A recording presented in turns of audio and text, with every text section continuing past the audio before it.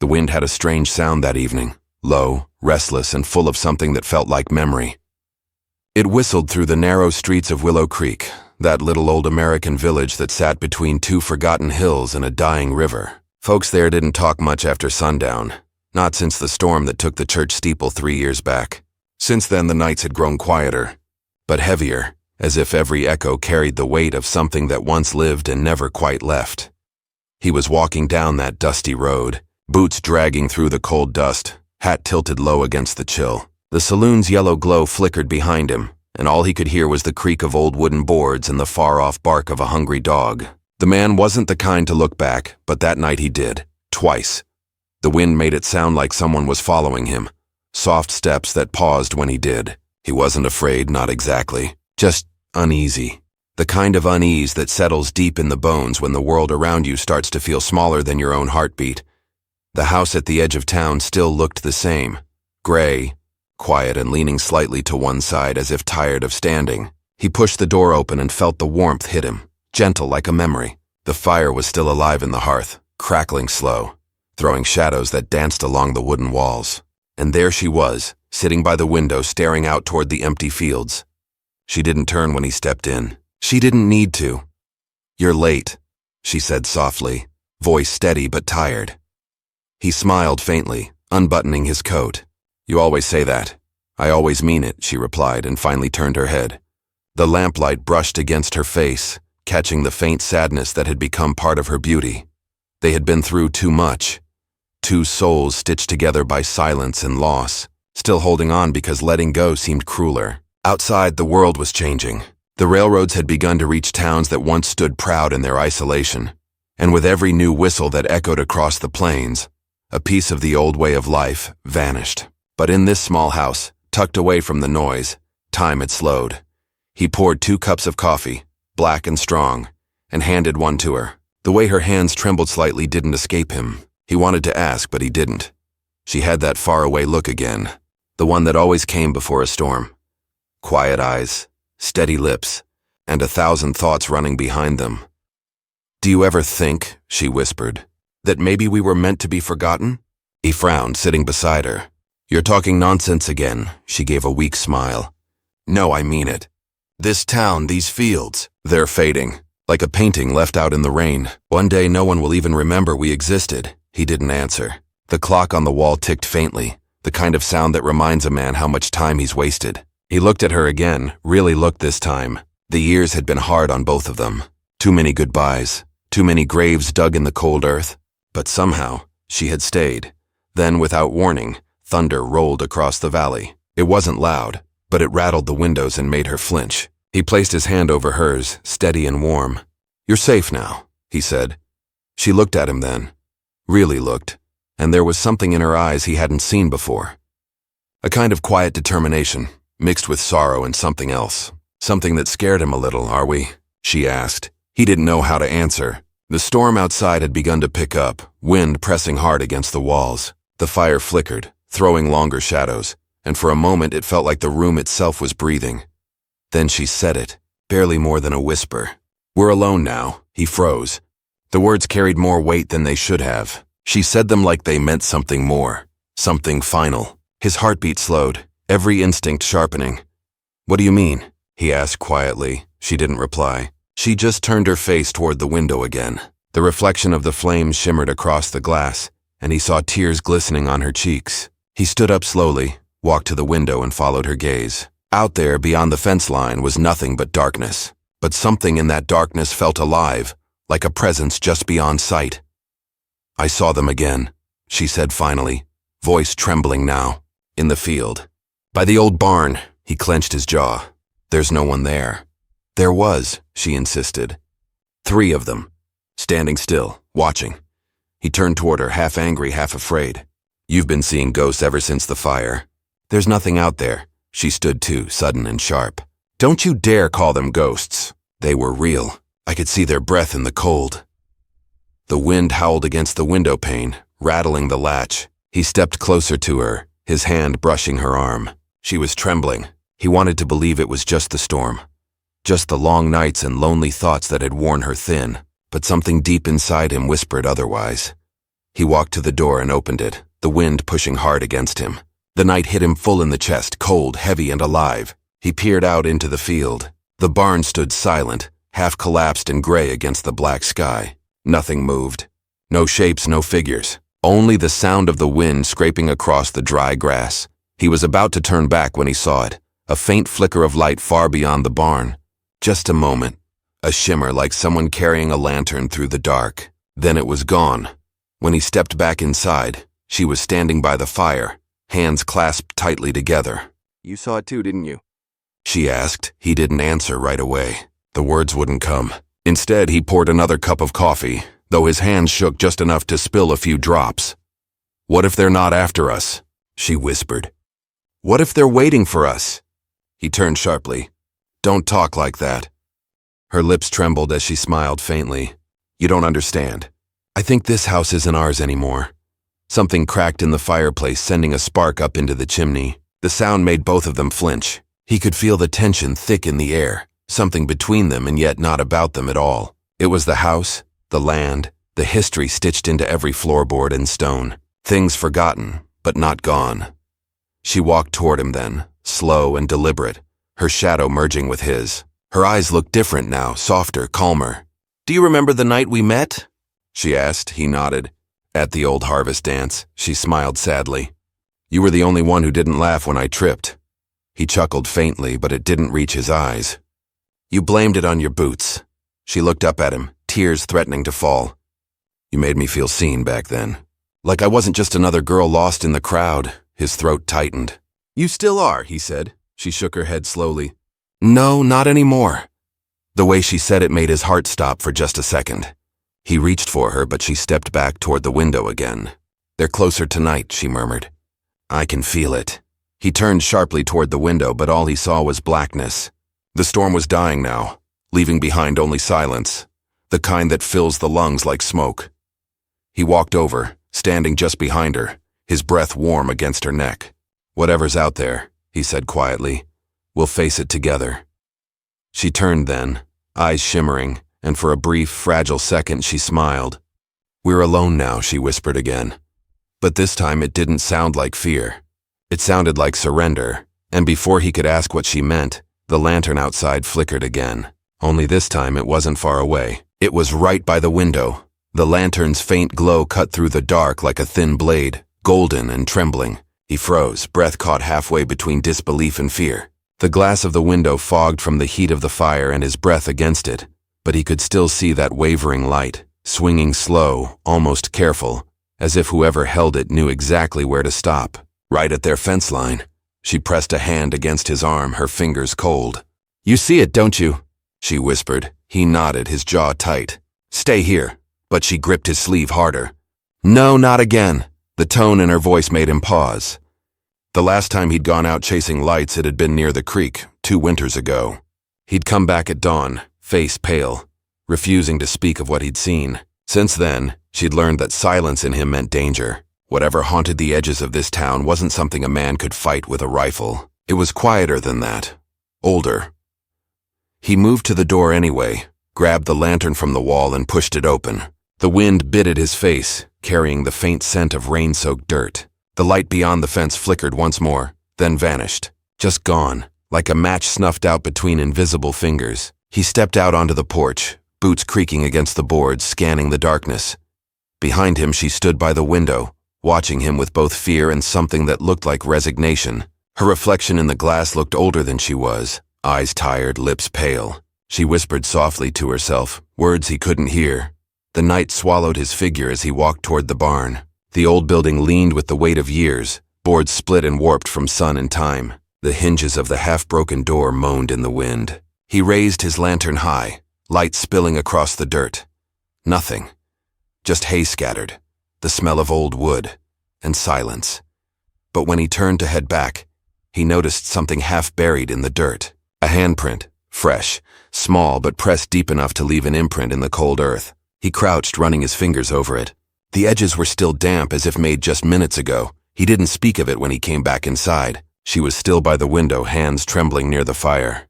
"There's nothing out there," he lied. Her eyes searched his face. "Then why are you shaking?" He didn't answer.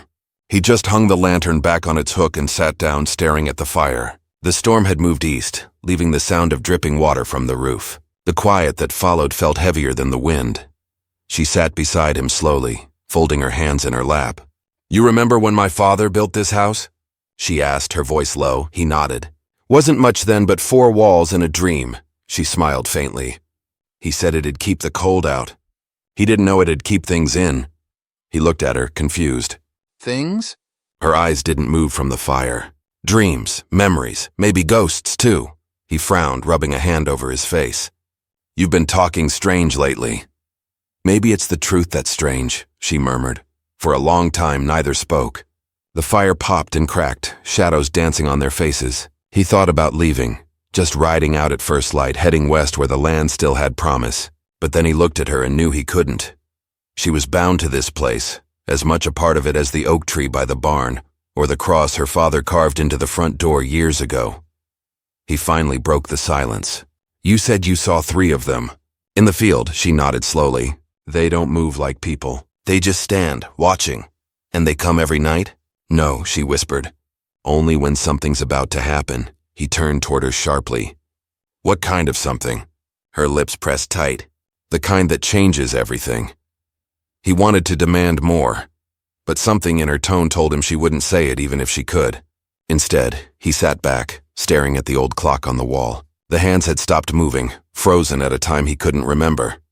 The next morning came gray and cold. The fields outside shimmered with dew and the mist hung low, soft as smoke. He went out early, working the fence and checking the horses, trying to shake the night off him. But the handprint from before stayed in his mind. He returned to the barn to look again. It was gone. The dirt where it had been was smooth, as if someone had wiped it away. He glanced toward the hills. Far out he saw something, a figure moving slow through the fog. A man, maybe. Tall, wearing a long coat. For a second he thought it might be one of the townsfolk. But no one from Willow Creek came this far west anymore. The land had been empty for years, ever since the mines dried up and the church shut its doors. He blinked, and the figure was gone. That evening she was waiting on the porch, wrapped in a wool shawl, staring at the horizon. He joined her quietly, sitting beside her. The sun was setting behind the hills, staining the sky orange and gold. "Do you ever miss it?" she asked. "What?" "The world before everything changed." He smiled faintly. "You mean before people stopped believing in each other?" She nodded. "Before silence became normal." He leaned back in his chair. "Silence never scared me." "Maybe it should," she said softly. The wind carried her words off into the fading light. A hawk circled high above, its cry echoing faintly across the valley. Somewhere in the distance a bell rang, a sound he hadn't heard in years. He looked toward town, squinting. "That can't be the church bell," he murmured. "That place has been empty since Reverend Hill left." She looked at him with something like dread. "If it's ringing," she whispered, "it means someone went back." That night he couldn't sleep. The sound of the bell haunted him long after it stopped. He finally rose before dawn, grabbed his coat and saddled the horse. She came to the door, wrapping her shawl tighter around her shoulders. "Where are you going?" "To see for myself." Her eyes pleaded with him not to, but she said nothing. He rode off into the early light, the world still wrapped in mist. The church sat on a small rise overlooking the village, its windows cracked, roof sagging. He dismounted and pushed the door open. It creaked like a sigh. Inside, dust hung in the air, thick and golden where the sunlight touched it. The pews were covered in cobwebs. The altar stood crooked, the old cross behind it leaning slightly. But the strangest thing was the candle, one single candle still burning at the front. He approached it slowly, hat in hand. The wax had melted down the sides, pooling on the table. The flame flickered once, then held steady. Someone had been here recently. He knelt down and noticed something carved into the wood beneath the candle. Not words, but a symbol, a circle with 3 small lines crossing through it. He traced it with his finger, cold spreading through his chest. He'd seen that mark before. He rode back fast, the sound of his horse echoing against the empty hills. When he burst through the door, she was waiting by the fire again. "You found it," she said quietly. It wasn't a question. He stopped short. "How did you know?" Her eyes lifted to his. "Because I've seen that mark before, too. On the night my mother disappeared." He felt his stomach drop. "What are you talking about?" "She used to go out to the barn when I was little," she said, her voice trembling. "Said she could hear voices calling her name. One night she didn't come back. They found her shawl by the well, and that same mark carved into the wood. He stared at her, unable to speak. The firelight made her face look softer, almost fragile. She took a deep breath and whispered, "I think they're calling again." He shook his head. "This isn't real. It's just stories," she smiled faintly. "So was love once." The house felt colder then, as if the warmth of the fire couldn't quite reach the walls. He wanted to hold her, to promise her that nothing would happen, that he'd keep her safe. But when he looked toward the window, his heart stopped. 3 figures stood at the edge of the field again, dark against the rising moon, still, watching. And this time, one of them lifted a hand and pointed straight toward the house. He stood frozen, staring through the glass at the 3 shapes beyond the fence. They didn't move, didn't sway with the wind, didn't even seem to breathe. Just stood there, still as old stones, silent under the pale glow of the moon. His pulse pounded in his ears, each beat heavy enough to drown out thought. Behind him she didn't speak, but he could feel her trembling. It was the kind of silence that could break a person if they stayed in it too long. He reached for the rifle hanging near the door. The weight of it in his hands felt strange, heavier than it used to. He'd carried that gun through worse nights, wolves in the pasture, drifters stealing horses, storms that tore barns apart. But this was different. The danger outside wasn't something he could point and shoot at. It felt like the darkness itself was watching. "I'll scare them off," he said, his voice low but steady. She didn't move. "They're not afraid of bullets," she whispered. He glanced back at her. "Then what are they afraid of?" Her eyes glistened in the firelight. The truth. He didn't ask what she meant. There was no sense in pushing words that already felt too heavy. He stepped outside. The boards groaned under his boots and the air bit cold into his skin.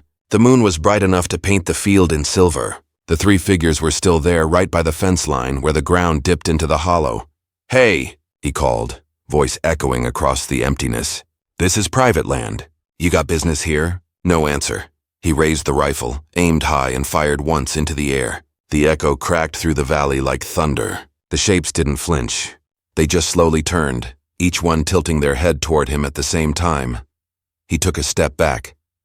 That small, synchronized motion chilled him more than the cold ever could. Then, as suddenly as they had appeared, the shapes began to fade. The moonlight caught them like smoke dissolving in wind. In seconds, they were gone. When he turned back toward the house, she was standing at the door, her hand pressed against the frame as if holding herself up. Her face was pale, eyes wide. "They're not gone," she said softly. "They never go." He didn't sleep that night. Neither did she. The hours crawled slow, the house groaning in the wind. He sat by the fire, staring at the flames, while she traced small circles on the edge of her shawl with shaking fingers. When morning came, it brought no relief, just a gray light that made the world look colder than before. He saddled his horse again and rode into town. Willow Creek was barely alive now. Half the shops stood empty, their signs faded. The blacksmith's place was shut tight, the saloon half full of men who looked more like ghosts than living souls. He found the sheriff outside the old post office, drinking from a tin cup. "You look like you've seen the dead walk," the sheriff said when he saw his face.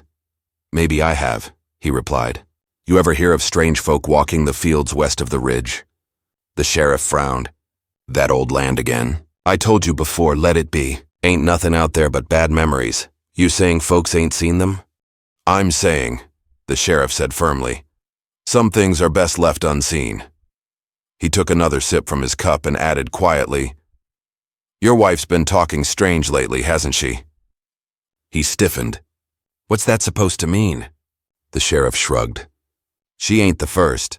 That land does something to people. Makes them see things that ain't there. Hear things too. You keep staying out there long enough, you'll start hearing them yourself." He didn't reply. The words stung because they carried a truth he didn't want to admit. Something was happening out there. Something that didn't belong to the living or the dead. Before heading home, he stopped by the general store. The owner, an old widow, greeted him with a weary smile. "Back again so soon?" "Need more kerosene," he said. She poured it into a tin can, then hesitated. "You folks still staying in that house?" He nodded. Her eyes softened with something like pity. "My husband used to work your land. Said the ground there was cursed long before your people came. The natives wouldn't even set foot near that ridge. Called it the listening place. Said the earth remembered voices that shouldn't be remembered." He frowned. "Voices?" She leaned closer. Sometimes what's buried doesn't stay quiet. He left with the kerosene, her words echoing in his mind all the way back. The clouds were gathering again over the hills, thick and gray. By the time he reached home, the air felt heavy, the way it does before a storm. She was outside, standing by the well, her shawl fluttering in the wind. "I was waiting for you," she said quietly. "Why out here?" "I heard something." He set the can down. "What did you hear?" She didn't answer right away. Instead, she pointed down into the well. A voice. It called my name. He peered into the darkness below. The well had been dry for years, just a hollow echoing pit lined with stones. "It's just the wind," he said. She shook her head. "It said, 'Come home.'" His chest tightened. "Home?" She nodded, her eyes glassy. But it didn't sound like a stranger. It sounded like my mother. He reached out to take her hand, but she pulled away. "You think I'm losing my mind, don't you?" "No," he said quickly. "I just think you're tired, that's all." But he didn't believe his own words. Something about the well made his skin crawl. He grabbed a stone and dropped it down. They listened. It hit the bottom too soon. That night the wind came hard. It howled through the cracks, rattled the shutters, made the house tremble. The fire burned low and shadows played tricks on the walls. She sat near the window again, her eyes distant, as if watching something he couldn't see. He stayed awake beside her, trying to keep his mind from drifting to the figures in the field. But then, sometime past midnight, the horses began to scream. He bolted outside. The barn door was open, swinging wildly in the wind. The horses inside kicked and whinnied, eyes wide with panic. He grabbed a lantern and ran inside. The smell of sweat and fear filled the air. Then he saw it, etched into one of the wooden beams above the stalls. The same symbol. A circle with 3 lines crossing through it. He stepped back, heart hammering. That mark hadn't been there before. He could feel it. Something unseen had been here, close enough to touch. When he turned, she was standing in the doorway, barefoot, hair loose, the nightgown clinging to her in the wind. "They're not trying to hurt us," she said softly. "They're trying to remind us." "Remind us of what?" he demanded. "That this place was never ours." He took a step closer. "You need to come inside," but she didn't move. Her gaze was fixed on the dark beyond the barn. "They're waiting," she whispered. "For both of us." He reached her and grabbed her shoulders gently. There's no one there. But when he turned to prove it, he saw them again, 3 figures standing in the rain just beyond the fence. The same ones, watching, this time closer. He raised the lantern high, the flame shaking, and for the first time he saw their faces. Not men. Not really. Their eyes were hollow, their skin pale like clay, lips cracked and still. They looked half-made, like shadows wearing human shape.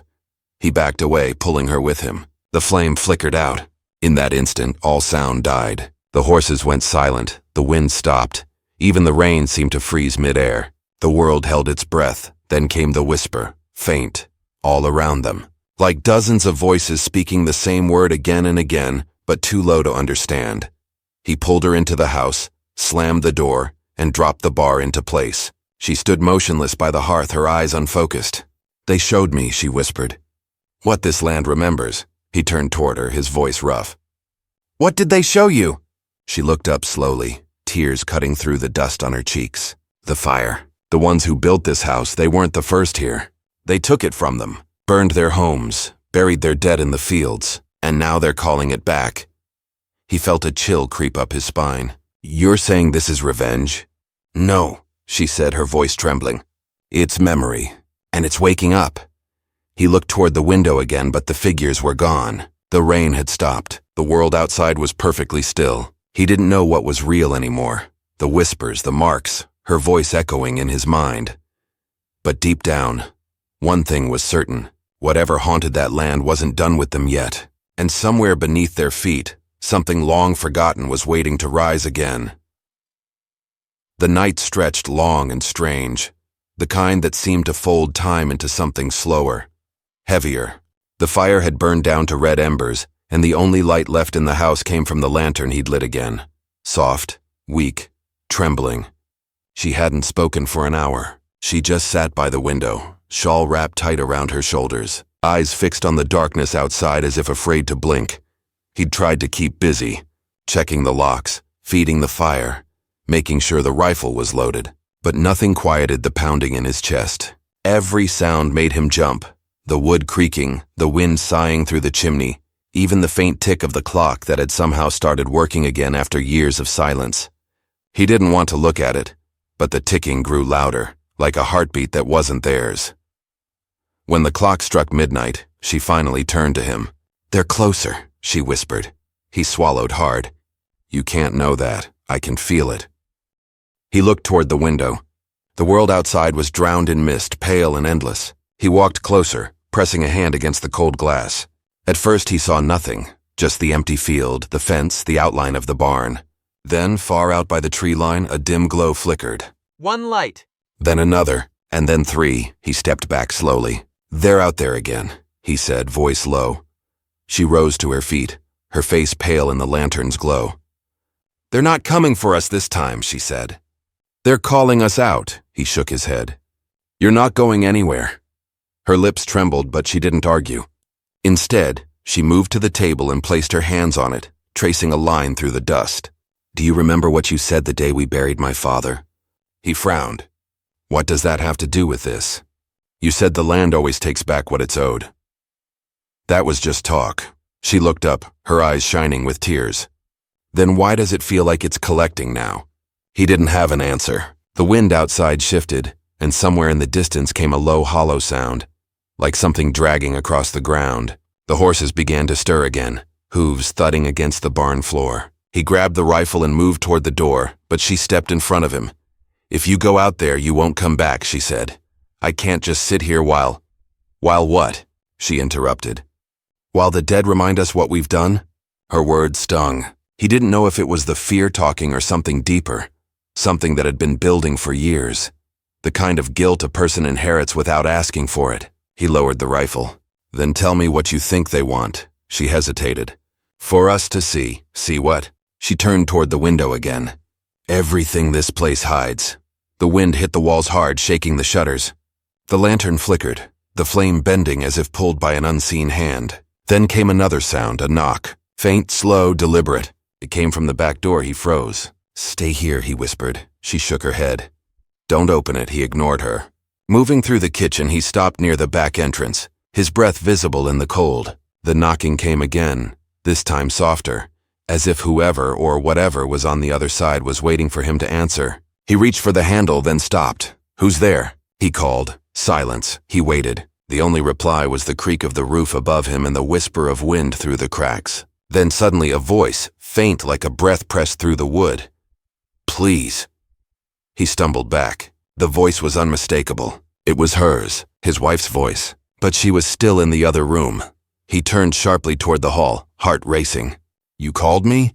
he shouted. Her voice came from the front of the house. "No, why?" He didn't answer. His hand shook as he reached for the latch again, torn between fear and disbelief. The voice came once more, clearer this time. "Let me in." He yanked the door open. There was no one there. Just darkness and mist curling around the threshold. He stepped out slowly, the cold biting into his skin. The lantern's glow reached only a few feet ahead, casting long, trembling shadows. "Who's out there?" He demanded no answer. Then from the far side of the field he heard footsteps, slow, deliberate. He raised the lantern, trying to see, but the fog swallowed everything. The sound grew louder, closer, and then he saw it. A figure walking toward him through the mist, barefoot, dressed in white. For a moment his heart stopped. It looked like her. The same hair, the same shape, the same way of moving. But he knew it couldn't be. She was inside. He turned to look back at the door, and froze. It was closed. The figure came closer. He lifted the rifle, his hands shaking. "Stay where you are!" he shouted. The figure didn't stop. The mist seemed to follow it, wrapping around its feet like smoke. The closer it came, the more the world seemed to bend around it. The sound of the wind fading, the light dimming. He fired. The shot echoed across the valley. The figure didn't fall. It didn't even flinch. It simply stopped, tilting its head, and in a voice that wasn't quite human, it whispered, "Why do you hide what you buried?" He stumbled backward, lantern shaking. Then, as if the ground itself took pity on him, the fog thinned just enough for him to see what lay behind the figure. Shapes. Dozens of them, all standing still in the field. He ran back toward the door, slammed it shut and bolted it. His hands were trembling, breath shallow. She ran to him, eyes wide. "You went out there?" "There's more of them," he gasped. "A whole field of them." Her face went pale. "It started." "What started?" The remembering, she whispered. The land's waking up. He stared at her, trying to make sense of it all. You keep saying that. What does it mean? She turned toward the window, her reflection ghost-like against the glass. When my father built this house, he said he found bones while digging the foundation. He never told anyone, just buried them deeper. He thought it was nothing. But it wasn't. They've been waiting under us all this time. He felt his stomach twist. You mean graves? She nodded. Unmarked, forgotten, the air in the room grew colder. The floorboards groaned as if something beneath them had begun to stir. The fire dimmed to a faint glow. He dropped to his knees, pressing his hand against the wood. It felt like the heartbeat of the earth itself. Slow, steady, alive. She knelt beside him, voice trembling. They're not angry. They just want to be seen, to be remembered. Then why show themselves like this? He demanded. Because we've ignored them too long. The wind outside grew stronger, howling through the cracks. The lantern fell from the table, shattering. Darkness rushed in, heavy and absolute. Then came the whispering again, filling every corner of the room. Voices. Hundreds of them. Too many to count. He couldn't move. Couldn't think. Every whisper felt like it brushed against his skin, cold and close. He covered his ears, but the sound crawled inside him anyway. Through the noise, he heard her voice rise. She was speaking, not in English, but in some old broken tongue that didn't belong to this place. Her tone was steady, calm, like she was answering them. The whispering paused. For a moment, the house went utterly still. Then came the sound of splitting wood. The floor cracked. The boards beneath them began to bow and rise, dust spilling up through the gaps. He pulled her back as the center of the room gave way, a deep, dark hollow yawning open. A cold light seeped from below, pale and sickly, illuminating the outlines of what lay beneath. Bones, countless bones tangled and buried shallow. He stumbled to his feet, pulling her with him. We have to go. But she didn't move. Her eyes were fixed on the pit. It's too late, she whispered. They found their way back. The ground trembled again.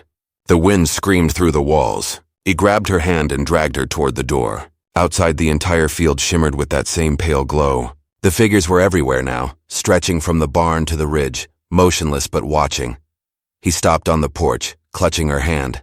We'll ride. We'll go to town. They won't let us, she said quietly.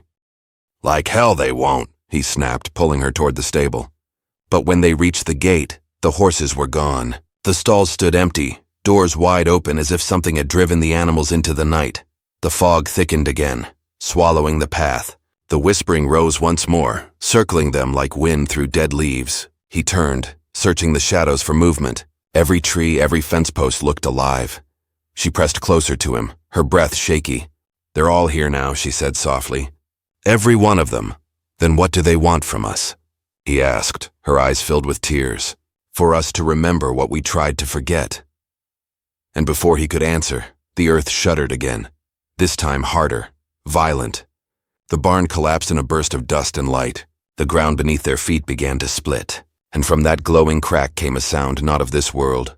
A deep, endless cry that shook the very air. He pulled her close, shielding her as the light poured up around them. Brighter than fire, louder than thunder. She clutched his coat, whispering something he couldn't hear over the roar. Then the wind died. The light dimmed. And in that awful, still silence, something began to rise from the ground. The ground split wide open, the light spilling out brighter than dawn. And for a moment, it seemed the world itself was tearing apart. He held her close, feeling the tremor of the earth through his boots, his heart hammering against hers. The roar that had filled the valley faded into a low hum, deep and steady like the breathing of the land. Dust swirled around them in a golden haze, and when it cleared, the figures that had filled the field were gone. The fog had lifted too, leaving behind a strange calm. Only the faint scent of rain and earth remained. He loosened his grip slowly, blinking against the light that still glowed faintly from the crack in the ground. She was trembling, but she wasn't afraid anymore. Her face was wet with tears, but there was peace in her eyes. She looked at the hollow in the earth, where bones and roots tangled together like threads of forgotten time. The glow was fading now, softening into a dim warmth. It's over, he whispered. She shook her head gently. No, it's beginning again. He didn't understand, but something in her tone told him he didn't need to. He knelt down beside the opening and looked closer. The bones weren't just scattered remains, they were arranged carefully, as if someone had placed them there long ago with purpose. Among them were bits of pottery, stone carvings, and the faint remains of burned cloth, all the things that had been taken, buried, and forgotten. He realized then what the land had been trying to say all along. It wasn't anger. It was memory. Centuries of voices buried beneath silence, pushing their way back into the light. He reached for a small shard of pottery, turning it in his hand. The markings on it were faint, but the shape felt human, familiar in a way that made his chest ache. She knelt beside him, her hand resting lightly on his shoulder. "They're part of this place," she said softly. "And now so are we." He looked at her, confused. "We don't belong to them," she smiled faintly. "We've lived on their land. We've walked over their graves. We've eaten from their soil. We've belonged to them since the first seed took root." The words settled heavy between them, but they felt right somehow. He looked out across the field. The mist was gone now, the air clear. The sun was beginning to rise, gold spilling over the hills and touching the tops of the old oaks with light. It was the first sunrise that didn't feel haunted. He stood slowly, pulling her up with him. "We'll fix this," he said quietly. "We'll mark their graves. Tell the story. Let the town know what's here." She nodded, her eyes never leaving the open ground. That's what they wanted. To be seen again. They spent that morning working in silence. He fetched stones from the creek while she gathered what was left of the artifacts from the pit. They built a ring of stones around the hollow, sealing it gently but leaving the center open so the earth could breathe. When the work was done, they stood together in the stillness. The valley felt different now. The air was lighter, softer. The weight that had pressed on their chests for years was gone. The wind carried the smell of cedar and smoke, but not the sharp scent of fear, just memory, gentle and clean. As they turned to go back to the house, she stopped and looked behind them one last time. The glow beneath the stones flickered faintly, like a single heartbeat pulsing in the soil. Then it faded completely, leaving only sunlight. They walked back slowly. The house looked worn and tired, but no longer menacing. The windows reflected the morning light, and the creak of the porch sounded almost welcoming. Inside, everything felt changed. The air, the silence, even the fire that flickered back to life in the hearth without being touched. He sat down heavily at the table, the rifle still leaning against the wall but no longer feeling necessary. She poured water into a basin and washed the dirt from her hands, the motion calm, steady. "What now?" he asked quietly. "We live," she said, "and we remember." He nodded, and for the first time in years, he believed her. Days passed, and the village began to notice the change too. The sheriff came riding out one morning, tipping his hat as he dismounted by the fence. "Heard tell of light and noise out this way," he said cautiously. He led the man out to the ring of stones. The sheriff stood there a long while, hat in his hands, silent. When he finally spoke, his voice was low. "So that's what it was," he said. "All these years we thought it was just bad luck." He told the sheriff everything, the voices, the storm, the mark in the church, the bones. The man listened without interrupting, then spat into the dirt and nodded once. "Guess it's about time someone told their story right." By the next week, people from the town came to see for themselves. Some brought flowers, others candles. No one spoke loudly. It wasn't a place for noise anymore. It was a place for quiet understanding. She spent her afternoons sitting by the stones, sometimes humming the same old song her mother used to sing when the nights were long. He worked the land again, planting near the edge of the field where the soil was richer than ever before. The crops grew fast that year, stronger than they'd been in decades. The well once dry began to fill again with clear, cold water. It was as if the land itself was healing. And though the nights were still long and the wind still whispered through the grass, the fear was gone from it. The sound no longer made him tense. It felt more like a reminder, soft, distant, but alive. One evening near the end of summer, they sat together on the porch watching the sky turn red over the hills. The air was warm, and the fields glowed gold under the fading light. She leaned against him, her head resting on his shoulder. "They're quiet now," she said. He nodded. "They've found their peace. And what about us?" He smiled faintly. "I think we've found ours too." For a while they didn't speak. The crickets started to sing and the first stars began to blink into view. The world felt whole again, but just as the last light of day slipped away, something caught his eye near the ridge. A flicker, soft and golden. Not bright, not frightening, just a small, steady glow. He stared at it, heart calm, not afraid this time. It wasn't a warning anymore. It was a sign, a promise. She noticed it too and smiled. "They're watching," she said softly. He wrapped his arm around her and nodded. "Then let them. We'll keep remembering." The wind carried their words across the field, past the barn, over the stones, and down into the earth where the old bones rested. The night grew still again, but this time the silence wasn't empty. It was full of stories, of forgiveness, of life. In the years that followed, Willow Creek changed. The church was repaired, its bell rung again not out of fear but in remembrance. Children played near the ridge, knowing what lay beneath, and the adults taught them not to forget. Travelers passing through sometimes spoke of strange lights dancing along the hills at dusk, soft and beautiful, but no one feared them. Folks said it was just the land breathing again, content after so long. He and she grew old in that house. The seasons came and went, but the peace never left. Every spring, they placed wildflowers around the ring of stones, each one a different color. Each one for a different name they didn't know but felt they somehow remembered. And when their time finally came, the town buried them side by side near that same hollow. No gravestone, just the same circle of stones joined with theirs. The people said on quiet nights when the wind came low through the valley, you could still hear her voice, the soft whisper that had started it all. "We're alone now," she had said that night long ago. But she'd been wrong. They were never alone. Not then, not ever. The land had simply been waiting for someone to listen.